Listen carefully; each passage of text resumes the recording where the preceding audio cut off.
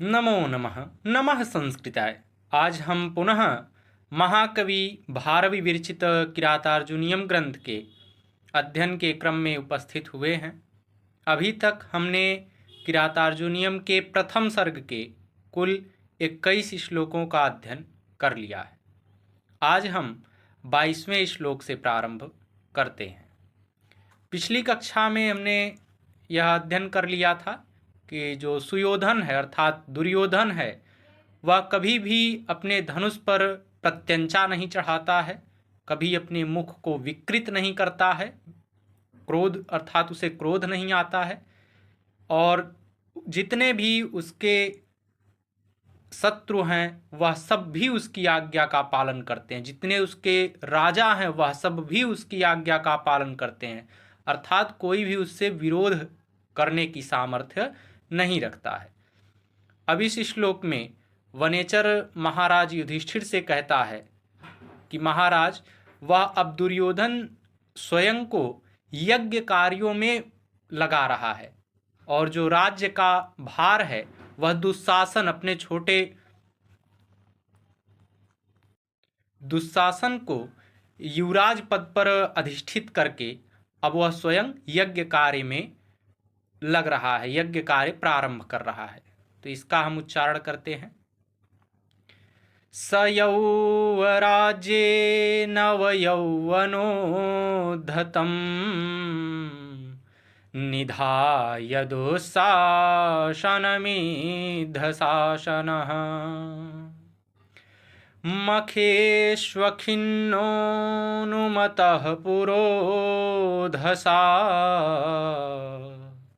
धिनोति हव्येन हिरण्यरेतसम्।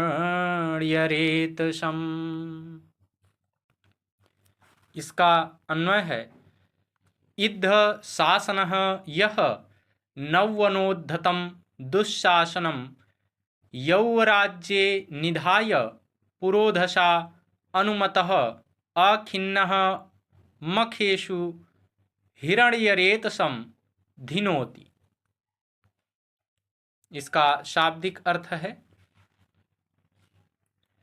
इद्ध शासनः अर्थात प्रतिहत अनुलंघनीय आज्ञा वाला, इद्धम शासनम यस्य सह इद्ध शासनः, इसमें बहुब्रीहि समास है और इंध धातु कर्ता अर्थ में अक्त प्रत्यय करने पर इद्धम शब्द संपन्न होता है। सह अर्थात दुर्योधन, नव यौवनोद्धतम अर्थात अभिनव यौवन नई युवावस्था के कारण उद्दंड, नवम च तत यौवनम च इति नव यौवनम, इसमें कर्मधारय समास है, और तेन उद्धतः इति नव यौवनोद्धतः तम, इसमें तृतीया तत्पुरुष समास है। दुःशासनम अर्थात दुशासन को यौवराज्य अर्थात युवराज के पद पर निधाय अर्थात नियुक्त करके, इसमें नि उपसर्ग पूर्वक धा धातु में लप प्रत्यय करने पर निधाय शब्द बनता है। पुरोधसा अनुमतः अर्थात पुरोहित से अनुमति पा करके, इसमें अनुमत शब्द में अनु उपसर्ग पूर्वक मन धातु कर्म अर्थ में अक्त प्रत्यय हुआ है। अखिन्नः अर्थात आलस्य रहित होकर, न खिन्नः इति अखिन्नः, इसमें नई तत्पुरुष समास है। मुखेषु अर्थात यज्ञों में, हव्येन अर्थात हवि सामग्री के द्वारा, हूयते इति हव्यम तेन हव्येन, इसमें हु धातु है कर्म अर्थ में, यत करण अर्थ में तृतीया एक वचन में हव्येन शब्द संपन्न हुआ है। हिरण्यरेतसम अर्थात अग्निदेव को, धिनोति अर्थात प्रसन्न करता है। धीवि धातु लट लकार प्रथम पुरुष एक वचन में धिनोति शब्द संपन्न होता है। पुनः एक बार हम श्लोक का उच्चारण करते हैं। स यौवराज्ये नवयौवनोद्धतं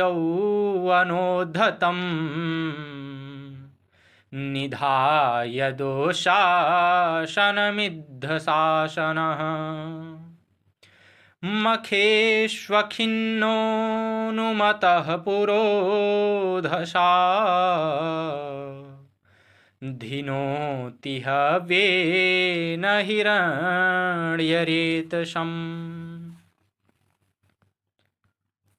अर्थात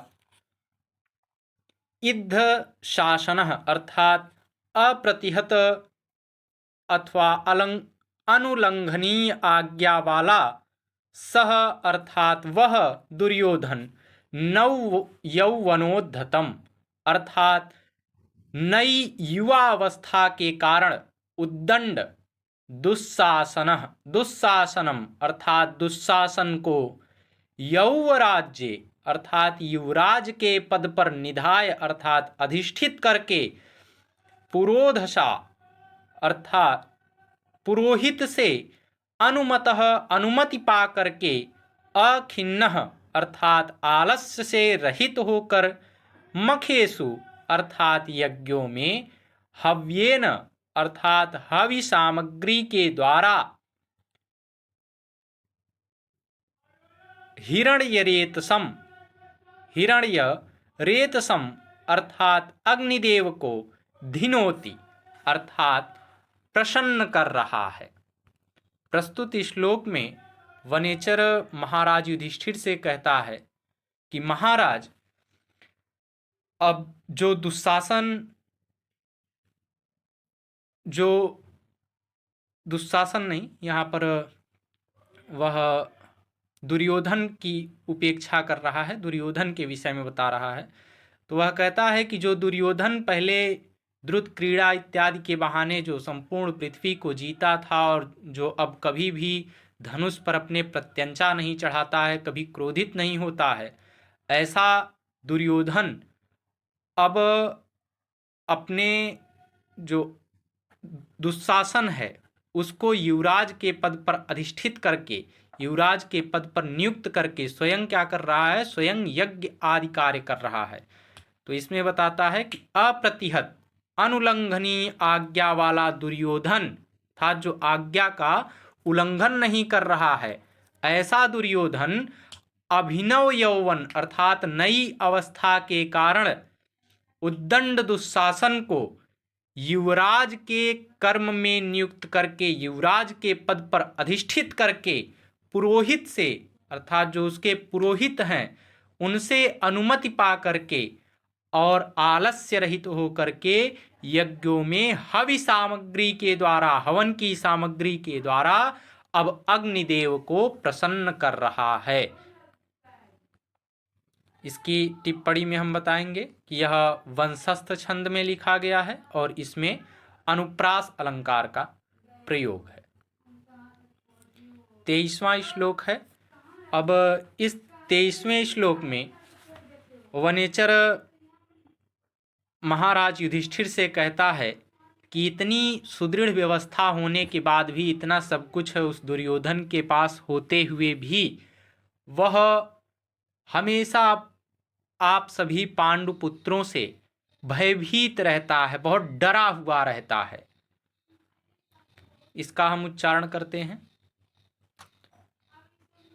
प्रलीन भूपालमपि स्थिरायति प्रसासदावारिधिमण्डलं भुवः सचिन्तयत्येयत्वेवभियस्त्वदेष्यति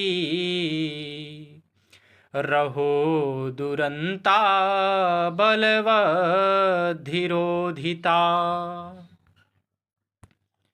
इसका अन्वय है सह प्रलीन भूपालम स्थिरायति आवरिधि भुवः मंडलम प्रशासत अपि त्वत एष्यति भियः चिन्तयति एव अहो बलवद्धिरोधिता दुरंता। इसका शाब्दिक अर्थ है सह अर्थात वह दुर्योधन प्रलीन भूपालम अर्थात शत्रु राजाओं के समाप्त हो जाने पर, अर्थात जिसके सभी शत्रु राजा नष्ट हो चुके हैं, कोई उसका शत्रु नहीं है, कोई भी ऐसा राजा नहीं है जो उससे शत्रुता करे। प्रलीनाः भूपालाः यस्मिन् तत् प्रलीन भूपालम, इसमें बहुब्रीहि समास है। स्थिरायति अर्थात दीर्घ काल तक सुस्थिर भविष्य वाले, अर्थात उसका जो भविष्य है वो बहुत स्थिर है, बहुत लंबे समय के लिए स्थिर है। आवारिधि अर्थात समुद्र पर्यंत, वारिधीयते अस्मिन्निति, वारिधि, इसमें वारी शब्द में धा धातु की प्रत्यय करने पर वारिधि शब्द बनता है, और वारिधेह आ इति आवारिधि, इसमें अव्ययी भाव समास का प्रयोग है।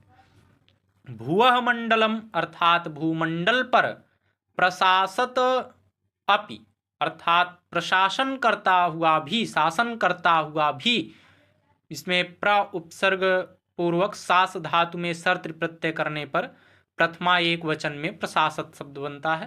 त्वत् अर्थात आपसे, एष्यति अर्थात आने वाले, भीयः अर्थात भय को, विपत्ति को, भी धातु में क्विप प्रत्यय करने पर द्वितीया बहुवचन में भीय शब्द बनता है।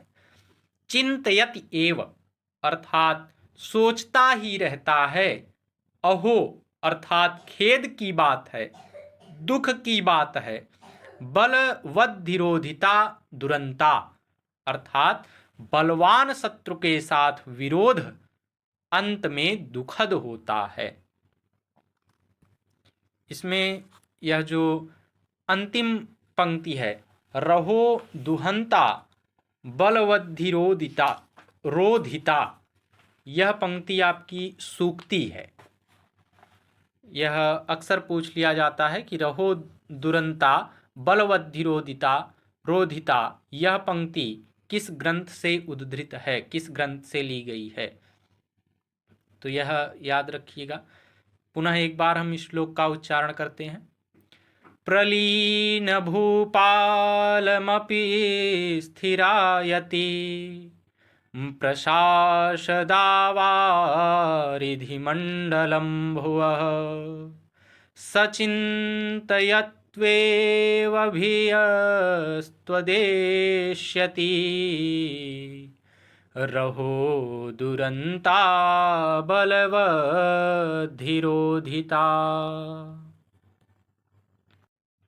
अर्थात सह अर्थात वह दुर्योधन, प्रलीन भूपालम अर्थात राजाओं के, शत्रु राजाओं के समाप्त होने पर, समाप्त हो जाने पर, स्थिरायति अर्थात दीर्घ काल तक सुस्थिर भविष्य वाले, आवरिधि अर्थात समुद्र पर्यंत, भुवः मंडलम अर्थात भूमंडल पर, प्रशासत अपि अर्थात प्रशासन करता हुआ भी, त्वत् अर्थात आपसे, एष्यति अर्थात आने वाले, भीयः भय को अथवा विपत्ति को, चिंतयति एव अर्थात चिंता करता ही है। अहो अर्थात खेद की बात है कि बलवद्धिरोधिता दुरंता अर्थात बलवान शत्रु के साथ किया गया विरोध अंत में दुखद होता है। अब इस श्लोक में वनेचर महाराज युधिष्ठिर से कहता है कि महाराज, जो दुर्योधन है वह सब कुछ, सारा यश कीर्ति वैभव, सब धन संपत्ति सब होते हुए भी उसके पास इतने सैनिक हैं, इतना सुरक्षा बल है उसके पास, और कोई शत्रु भी उसका नहीं है। जितने राजा हैं सब उसके मित्र हो चुके हैं, कोई उससे शत्रुता नहीं रखता है। इसके बाद भी वह आपसे बहुत भयभीत रहता है। तो वह दुर्योधन शत्रु राजाओं के समाप्त हो जाने पर दीर्घ काल तक सुस्थिर भविष्य वाले, समुद्र पर्यंत अर्थात जहां तक समुद्र फैला हुआ है वहां तक, भूमंडल पर प्रशासन करता हुआ, यानी उस पृथ्वी पर शासन करता हुआ भी, आपकी ओर से आने वाले भय विपत्ति की चिंता करता, अर्थात उसे यह भय रहता है कि कहीं आप उसके ऊपर आक्रमण ना कर दें। और खेद की बात है, बहुत दुख की बात है कि बलवान शत्रु के साथ किया गया विरोध अंत में बहुत दुखद होता है, बहुत दुखकारी होता है। तो यह पंक्ति जो अंतिम पंक्ति है, यह सूक्ति है, इसको जरूर से याद रखिएगा। तो इसकी टिप्पणी में हम बताएंगे कि यह वंशस्थ छंद में लिखा गया है और इसमें अर्थांतरन्यास अलंकार का प्रयोग है। 24वां श्लोक है।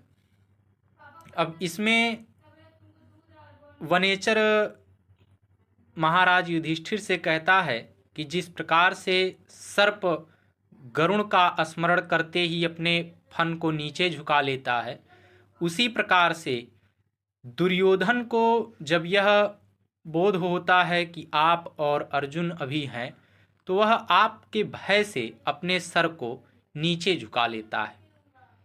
इसी का वर्णन इसमें किया गया है। इसका हम उच्चारण करते हैं। कथा प्रसंगे न जनैरुदाहृता दनो स्मृता खण्डलसूनु विक्रमः तवाभिधानाद व्यथते नताननः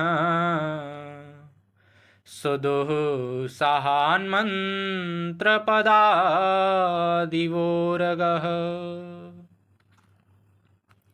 इसका अन्वय है, कथा प्रसंगेन जनैः उदाहृतात तव अभिधानात् अनुस्मृता खण्डल सोनु विक्रमः स दुसहात मंत्रपदात् उर्गः इव नताननः व्यथते।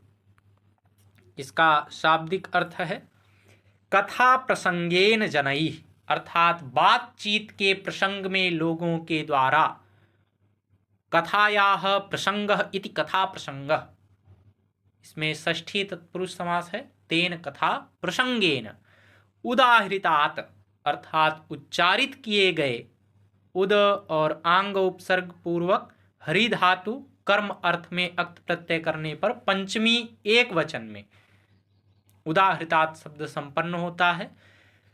तवाभिधानात, अर्थात आप युधिष्ठिर के नाम से, अभि उपसर्ग पूर्वक धा धातु है और ल्युट प्रत्यय पंचमी एक वचन में अभिधानात शब्द संपन्न होता है।